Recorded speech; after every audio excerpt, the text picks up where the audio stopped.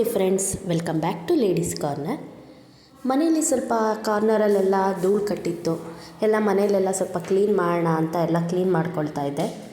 ನಾನು ಈ ಥರ ಮಂತ್ಲಿ 2 ಟೈಮ್ಸ್ ಆದರೂ ಧೂಳು ತೆಗಿತಾ ಇರ್ತೀನಿ. ಆದರೆ ಮಂಗಳವಾರ ಶುಕ್ರವಾರ ಮಾತ್ರ ಧೂಳು ತೆಗಿಯೋಲ್ಲ.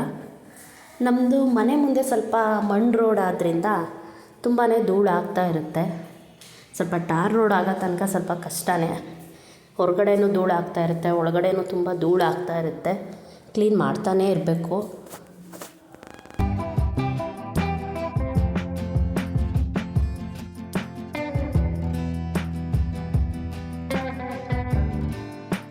ನಮ್ಮ ಮನೇಲಿ ಸ್ವಲ್ಪ ಇಂಟೀರಿಯರ್ ವರ್ಕ್ ಎಲ್ಲ ಜಾಸ್ತಿ ಇರೋದ್ರಿಂದ ಅಲ್ಲೆಲ್ಲ ಸ್ವಲ್ಪ ಧೂಳು ಕೂರ್ತಾ ಇರುತ್ತೆ. ಆವಾಗವಾಗ ಕ್ಲೀನ್ ಮಾಡ್ಕೊಳ್ತಾನೇ ಇರಬೇಕು.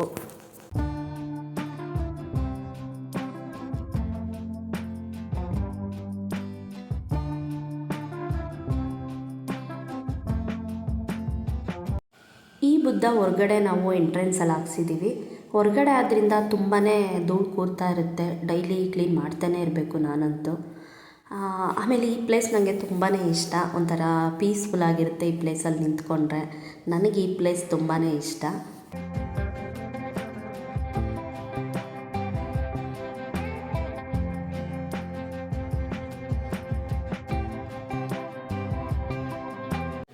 ನಮ್ಮ ಮನೆಯವರು ಮತ್ತು ನನ್ನ ಮಗಳು ಸ್ಕೂಲ್ಗೆ ಹೋದ್ಮೇಲೆ ನಾನು ಈ ಥರ ಸಣ್ಣ ಪುಟ್ಟ ಕೆಲಸಗಳೆಲ್ಲ ಮಾಡ್ಕೋತಾ ಇರ್ತೀನಿ.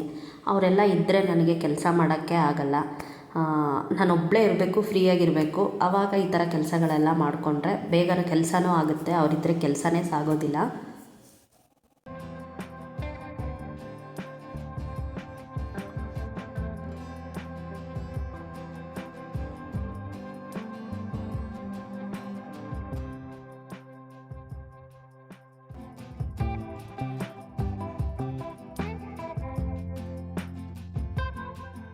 ಸಾರಿಕಾಗಿ ಯಾಕೋ ಸ್ವಲ್ಪ ಲೈಟಾಗಿ ನೆಗಡಿ ಸ್ಟಾರ್ಟ್ ಆಗಿತ್ತು.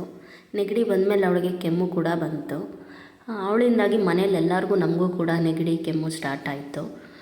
ಇಂಥ ಸಣ್ಣ ಪುಟ್ಟದಕ್ಕೆಲ್ಲ ಯಾಕೆ ನಾವು ಹೊರಗಡೆ ಮೆಡಿಸನ್ನ ತಗೊಳ್ಳೋದು ಅಂತ ಮನೆಯಲ್ಲೇ ಸ್ವಲ್ಪ ಮೆಣಸಿನ ಸಾಂಬಾರನ್ನ ಮಾಡ್ತಾಯಿದ್ದೆ.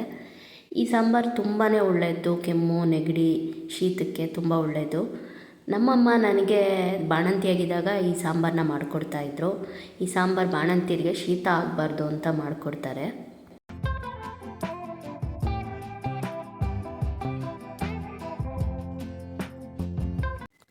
ಈ ಸಾಂಬಾರಿಗೆ 1-2 ಈರುಳ್ಳಿ ಮತ್ತು 1-2 ಬೆಳ್ಳುಳ್ಳಿಯನ್ನು ಹಾಕಬೇಕು. ಸ್ವಲ್ಪ ಕರಿಬೇವಿನ ಸೊಪ್ಪು, ಒಂದು ಸ್ವಲ್ಪ ತೆಂಗಿನಕಾಯಿ.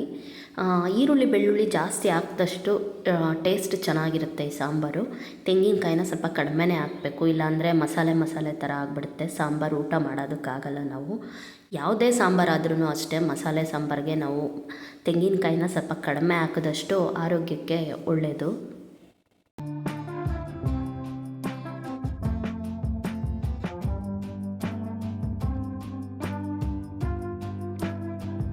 ಮತ್ತು ಒಂದು ಪಾತ್ರೆಯಲ್ಲಿ ಸ್ವಲ್ಪ ಎಣ್ಣೆ, ಈರುಳ್ಳಿ, ಬೆಳ್ಳುಳ್ಳಿ, ಕರಿಬೇವು ಇದನ್ನೆಲ್ಲ ಚೆನ್ನಾಗಿ ನಾವು ಫ್ರೈ ಮಾಡ್ಕೊಳ್ಬೇಕು. ಫ್ರೈ ಮಾಡಿದ್ರೆ ಸ್ವಲ್ಪ ಟೇಸ್ಟ್ ಚೆನ್ನಾಗಿರುತ್ತೆ ಸಾಂಬಾರು.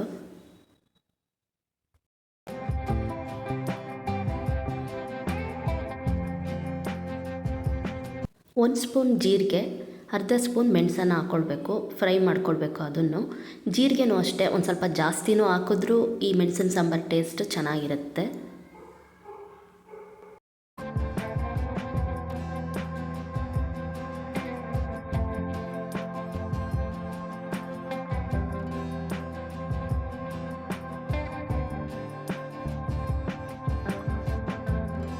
ಇದು ಸ್ವಲ್ಪ ತಣ್ಣಗಾದ್ಮೇಲೆ ಇದನ್ನು ಸ್ವಲ್ಪ ಮಿಕ್ಸಿ ಮಾಡ್ಕೋಬೇಕು. ಇದ್ರ ಜೊತೆಗೆ ನಾವು ಕಟ್ ಮಾಡಿ ಇಟ್ಕೊಂಡಿದ್ದಂಥ ತೆಂಗಿನಕಾಯಿನೂ ಹಾಕ್ಕೊಳ್ಬೇಕು.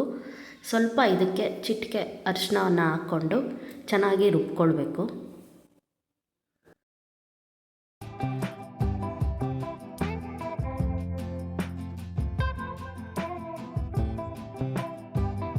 ನಮಗೆ ಹುಳಿಗೆ ಹುಣಸೆಹಣ್ಣು ಅಥವಾ ಟೊಮೊಟೊ ಯಾವುದಾದ್ರೂ ಬೇಕಾದರೆ ಆಪ್ಷನಲ್ಲು, ಯಾವುದಾದ್ರೂ ಹಾಕ್ಕೊಳ್ಬೋದು.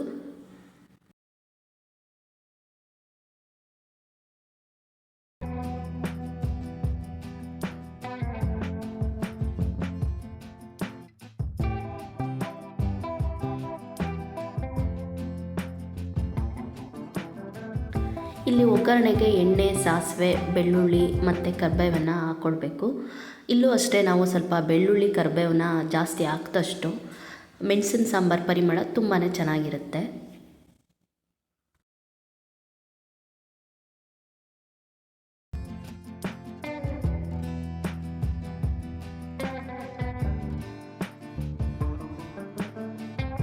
ಮತ್ತು ರುಬ್ಬಿಟ್ಕೊಂಡಿದ್ದಂಥ ಮಸಾಲೆಯನ್ನು ನಾವು ಹಾಕಿ ಸ್ವಲ್ಪ ಅದನ್ನು ಕೂಡ ಫ್ರೈ ಮಾಡ್ಕೊಳ್ಬೇಕು.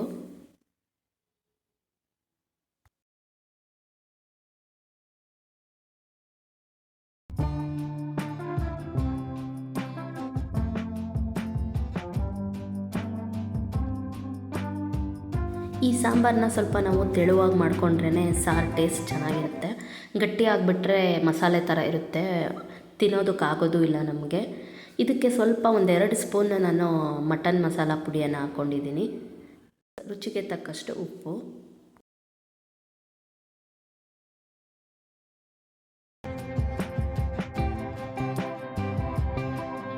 ಒಂದು 5 ನಿಮಿಷ ಈ ಸಾಂಬಾರನ್ನ ಕುದಿಸಬೇಕು.